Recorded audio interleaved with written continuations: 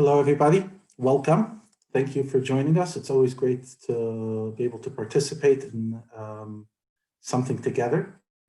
And I hope that we can all walk out with something enlightening and, please God, meaningful in our lives.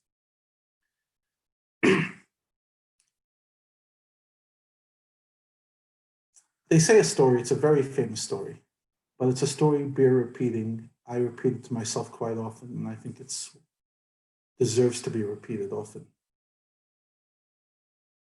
There's a story about a fellow who heard that in a faraway land, there are diamonds all over the place, that the streets are paved with diamonds. Interesting, when I grew up, some of my Israeli cousins, they actually believed that New York is paved in gold. They had this like fantasy, and it's not that long ago, it's 30 years ago, but I remember them like being surprised that we actually have tarred roads. So he hears about a place that has full of diamonds, only diamonds. And with his meager savings, he goes, travels to that faraway country. He arrives on the shore, and the truth is truth. There's diamonds all over the place. People are stepping on them. People are tripping over them. People don't care about them. So he starts picking up all these pieces, stuffing them in his pocket. And somebody looks at him and says, "Are you mad? What are you doing?" He says, "What do you mean? This stuff is diamonds." He says, "This stuff is garbage." He says, "What do you mean? This stuff is worth millions. It's garbage. We step on this stuff. This is like junk." So he says, "Then what do you use as currency?" So they say, "We use chicken fat." Chicken fat? You're kidding me. No? Okay. So he has to survive on the island till the next boat comes to take him home. So he starts trading in chicken fat. And slowly but surely, he accumulates quite a sum. And he's storing it in his freezers. And he becomes one of the wealthiest people in the country. Alas, a boat arrives to take him home. He starts loading all the chicken fat on the boat. Unfortunately, there's no freezers on the boat. A week later, you can imagine what the ship smelled like. Already a mile away from his hometown, everyone's screaming about the smell, the odor that's coming from the ocean. And everyone's going to see, what is that rotten smell? And finally, this fellow comes off the boat and points to this incredible pile and says, "Ladies and gentlemen, look at my wealth." And his wife runs up to him and says, "Fool! Fool! Rotten chicken fat? That's what you got off that island? Rotten chicken fat?" At that moment, he grabs his head and he grabs his pockets and he feels those few diamonds they originally put on the first day. And he takes them out and says, "Okay, at least I have something." So my question to you is, are we like that person? Are we roaming around gathering chicken fat in this world? Because this analogy has been used as an example of what it means to lose one's way in this world. We come into this world and we're here to collect diamonds: goodness, kindness, love, generosity, connection, meaning, purpose. But then we're told to gather things, because in this country, in this world, goodness and kindness isn't currency. Currency is money. Currency is stuff.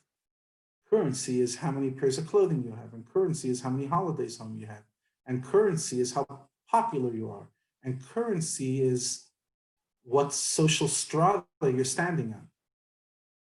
Just give me 1 second. Little baby screaming. Give me 1 second.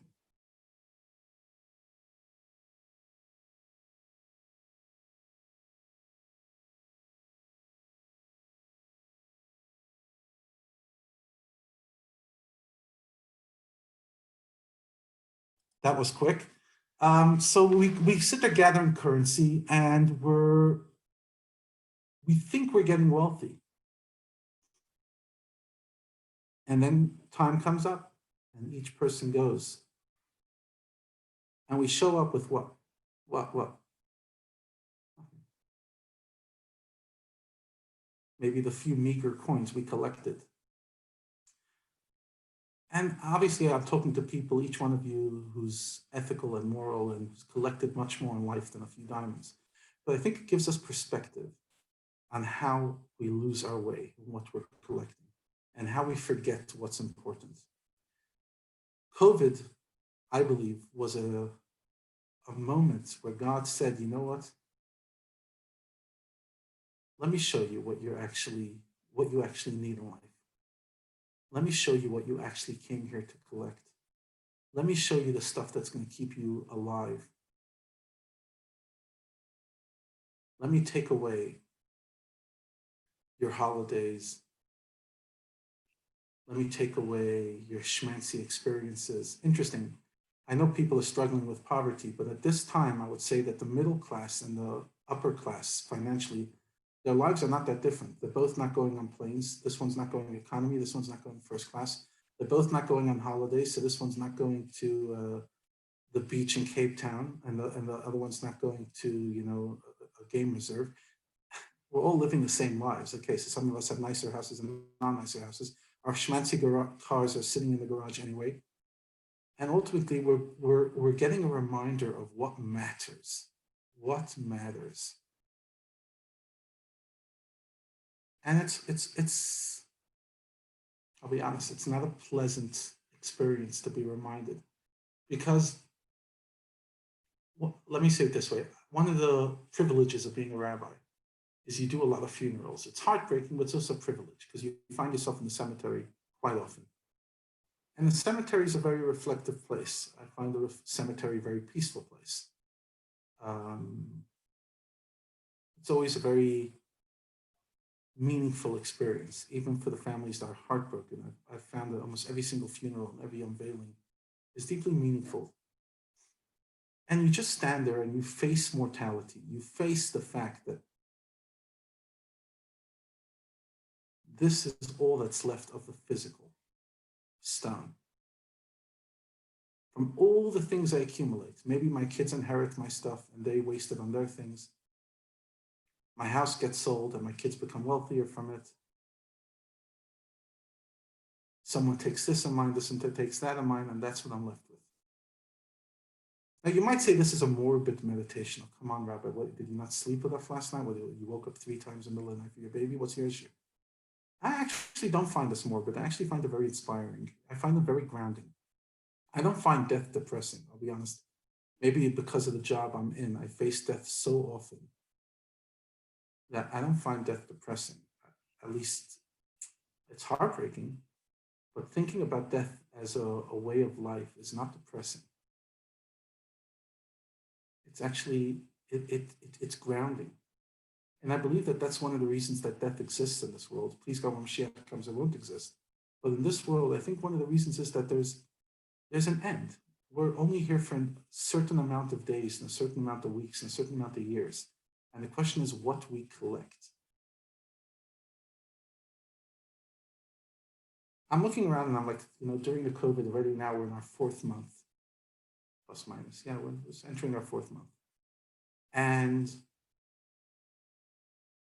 unfortunately, it's going to be with us for a while. 3 months from today is Rosh Hashanah, by the way. To get you thinking about where we're going to be in Rosh Hashanah this year. God knows.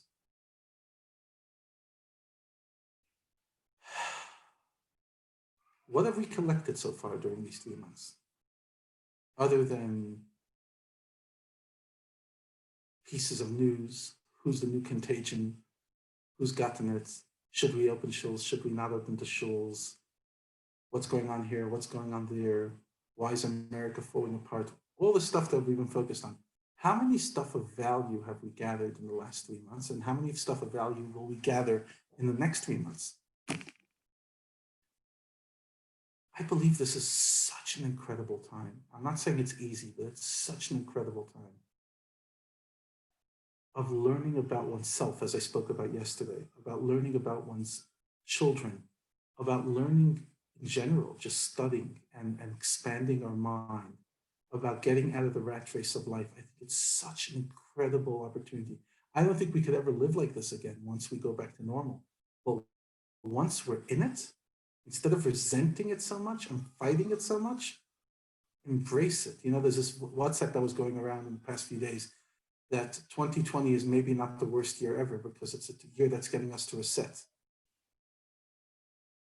I remember when 2019 was the worst year ever, and now 2020 is the worst year ever. Could you believe that once upon a time we spoke about corruption in South Africa as the world's biggest problem? Ah, that was a long time ago. Oh, those were the days.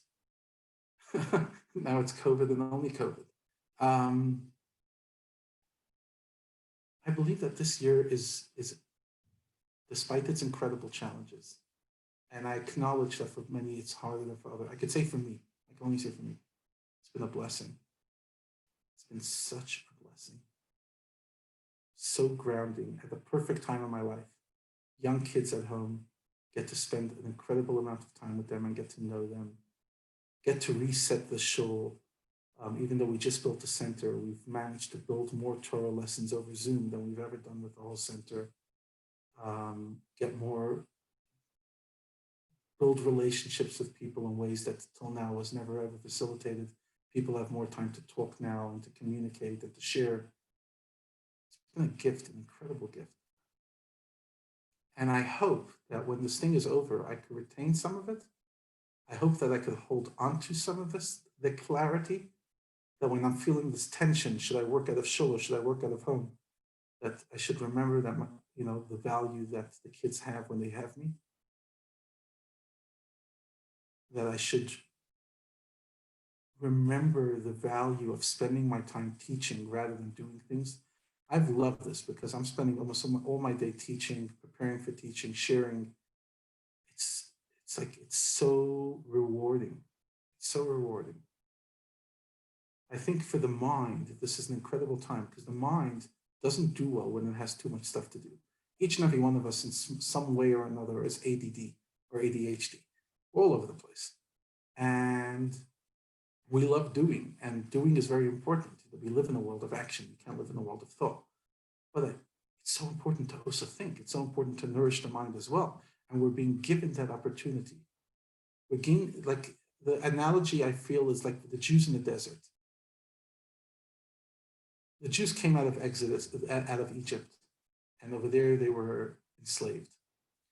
40 years later, they were going to head into the Holy Land, and there they were going to get back to real life, start building a country, a society, build up their homes and their agriculture, whatever, their barn, whatever they had to do to build their economy.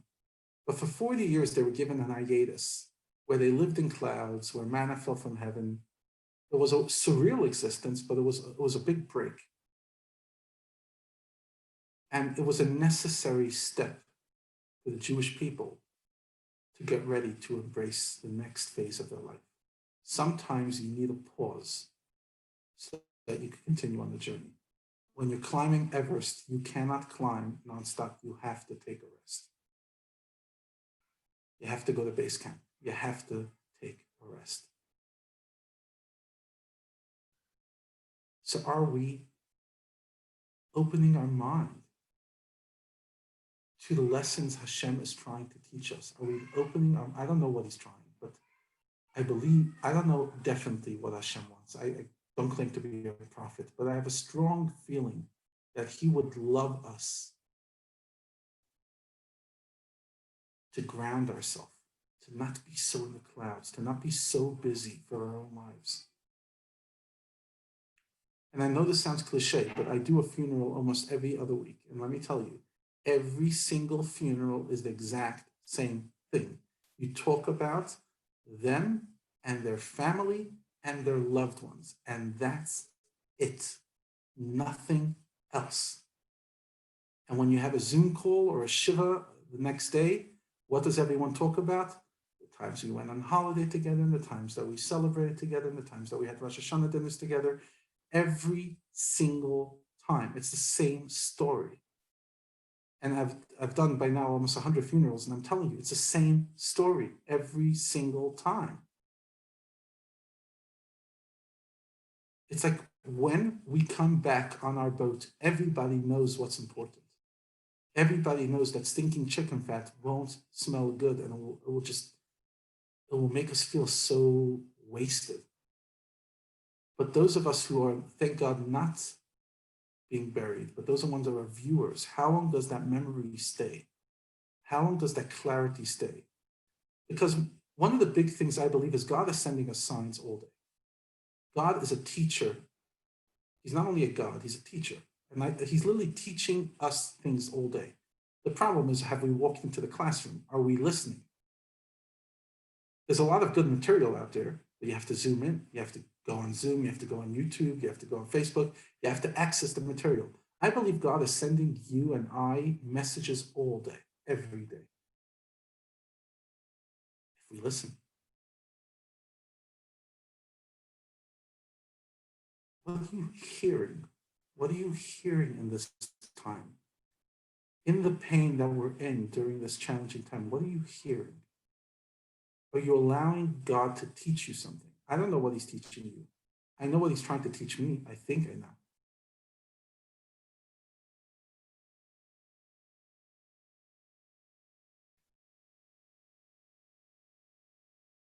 Imagine we saw God as a teacher and every experience we went through as a teachable moment. So, for example, small little thing, you're driving, you get a fender bender, get a small little crash. It's heartbreaking, annoying, but it happens pretty much to all of us at some stage in our life. So you let out a few curse words and you bang your steering wheel and you knock your head, and right away you take out your cell phone. Fine, that's pretty much the the procedure how to deal with it. If you believe God was running the world, then you believe that what just happened wasn't a circumstance, right? What was he telling you? I don't know. I'm not you. But what was a teachable moment? Was there a teachable moment? I believe that everything that happens to us is a teachable moment. I one time had a crash, and my teachable moment was don't only look right or left, look ahead of you. Because the guy was like, whatever, I was turning right. I didn't realize there was a car coming right at me. Um, yeah, we all have our moments, and some moments could be some teachable moments could be very mundane and basic, like learn how to drive better, or don't walk into poles because you're standing and you're reading your cell phone. And other lessons could be extremely profound. You marry somebody who's very difficult, and it teaches you generosity, kindness, selflessness. You have a child who's very difficult, and it teaches you that kids are not just nachas machines, and that I'm here to ultimately give my child the best chances they have in this life, but it's not my job to, and it's not my privilege to have nachas from them all day. Some kids will give us nachas and some kids won't. But we don't have kids in this world so that we have nachas. We have kids in this world so that we gift our children with the gift of life and allow them and support them through their journey in life. There are so many, I mean, life is one big classroom. And I think that all we have to do is perk up our ears and listen. Listen to the lessons of the class. Are we actually listening to what the class is telling us, or are we deaf?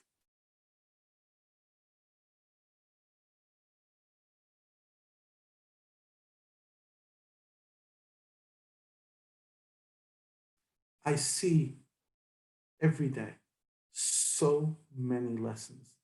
Each phone call I get, each piece of feedback I receive, each interaction with my child, I'm learning something I didn't know a second before. It's a truth. Even while I'm talking to you, some insights that come to my mind I've never thought of before. Just talking and being forced to articulate it, I'm gaining every moment. I feel like life is such a privilege if you when you just walking with your hands open and just allowing, okay, yeah, that was a hard punch. Okay, ouch, but there was a lesson there. That was difficult. What's just to learn, to become wiser, to become to move up in our world, to become something more than we were yesterday. There's a great expression that Jews used to tell themselves years ago. It says, today was good and tomorrow has to be totally different. God anders. Why? Because it's another day. It's another day to walk out and learn.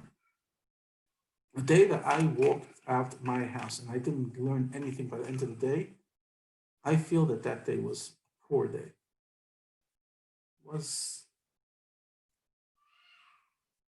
It didn't fulfill its potential. A day that didn't teach me anything, 15, 16, 17 hours awake, having so many different experiences, doing so much stuff, I didn't learn anything about myself, about others, about the world, the way it works. I don't know, about Torah, whatever it is, but I didn't. I'm not 1 ounce wiser than I was this morning. That's a problem. I think so. Every day is such an incredible day to learn, especially when we have time on our hands like these days. And that's what's amazing, how many people are coming to lessons and how many things are happening on Zoom. It's an absolute gift because so many of us are advancing different parts of our knowledge. We're moving ahead in such an incredible way. And there's nothing greater than nurturing the mind. Nothing.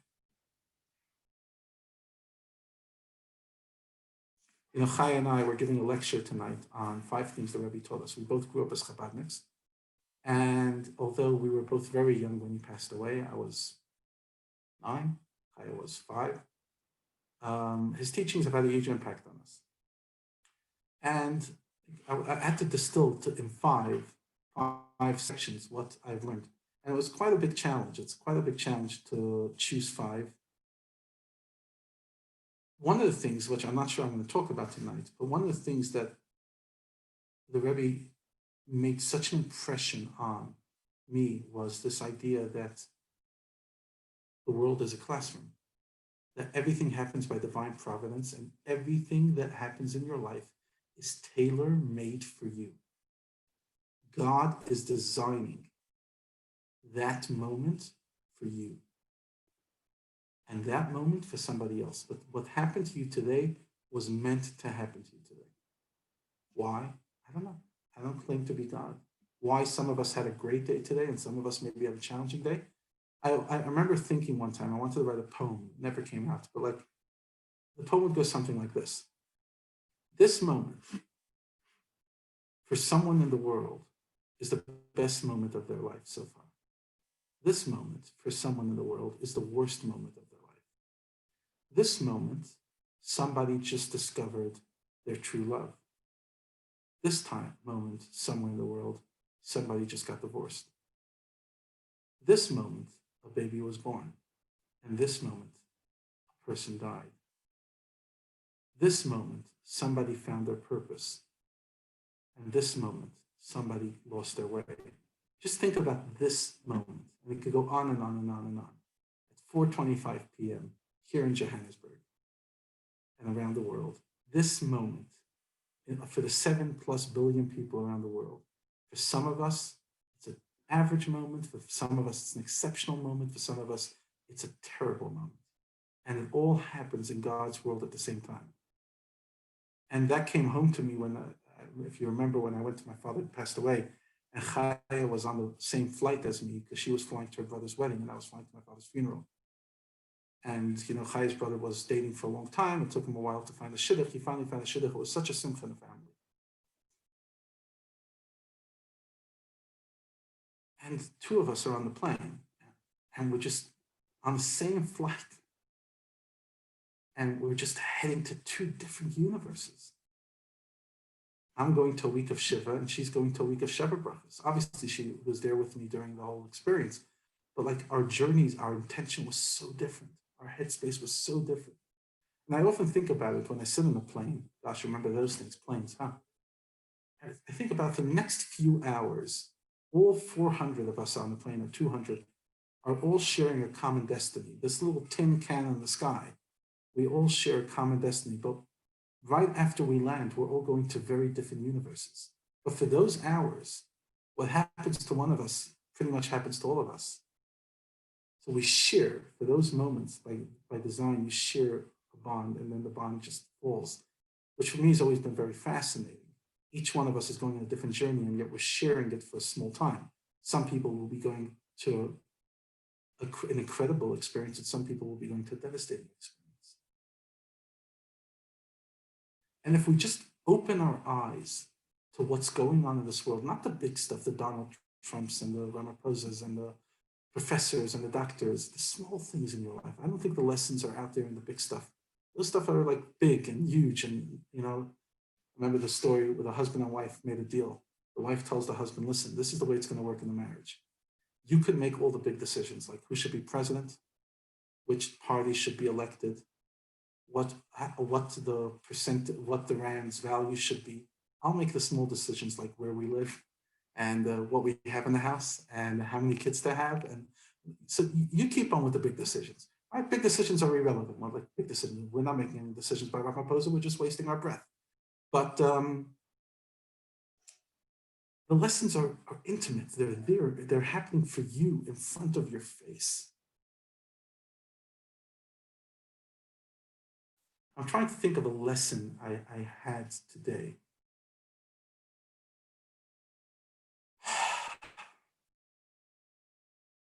Well, here's a lesson. Not a nice lesson, but it's a lesson. Yesterday, basically, one of my kids started going to school. And I'm still not in the routine of it. So yesterday I forgot to pick him up.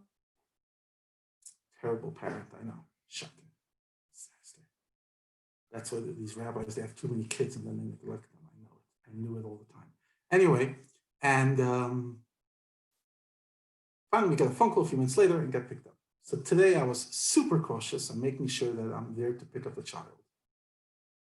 And just to see like, oh, okay, dad came early and he came and he picked me up and it's safe. And it gave me an appreciation of the safety that kids need. Just before I was here, I was on a parent-teacher meeting with Zoom, obviously, with one of the teachers of one of my children. I learned stuff about my child I didn't know about or didn't give enough attention to, etc., etc. And like non-stop lessons. The only question is, am I open or am I closed? If someone asked me at the end of each day, what did you learn today? That would be such a great question. I'm trying to do it each night. I'm trying to maybe sit down, write a few words, something I learned that day. Because otherwise, the day just passed me. Another day, another day, another day, another day. But life's not just about making it through days. Life's about learning. Life's about growing. Life's about becoming an incredible person. So I would encourage each and every one of us on our journey of life. You're all older and wiser than I am, and have had much more experiences than I've had. There's, as I spoke about yesterday, there's so much wisdom inside of us, so much wisdom. There's so many lessons just waiting to be unpacked. They're in there, you know them. Maybe you haven't articulated them, you haven't unpacked them. Okay, what was the lesson? What did I learn from that experience? What would I teach my children? Which mistakes? Every mistake is not a mistake if a lesson is learned. It is a mistake if all it is a mistake with no lesson learned. If you can learn a lesson, then you turn a mistake into a teachable moment. Then all the worst moments of your life can become the most inspirational moments of your life. I've said it many times, my father's death made me an empathetic person that I never was, at least at that level till then. I don't know if I would be able to be there for people in mourning. I know that even when I was there till then, I was never from an authentic place. I'm not saying that's why my father died, but it's given me so much meaning in my father's death, knowing that it's made me empathetic to other people's pain. So the darkest moment of my life has given me so much empathy. It doesn't take away the pain, but it gives so much meaning. Each and every one of us have made great decisions in our life and made terrible decisions. Each of us have had great experiences and some terrible experiences. What have we learned from them? I can't claim that I've learned from most of my life. I wish I would be a million times wiser. I would be so much more of a human being. But I try, especially now during this time that my mind is not in so many places, to learn, to focus, to internalize, to allow the ideas to become one with me, to penetrate.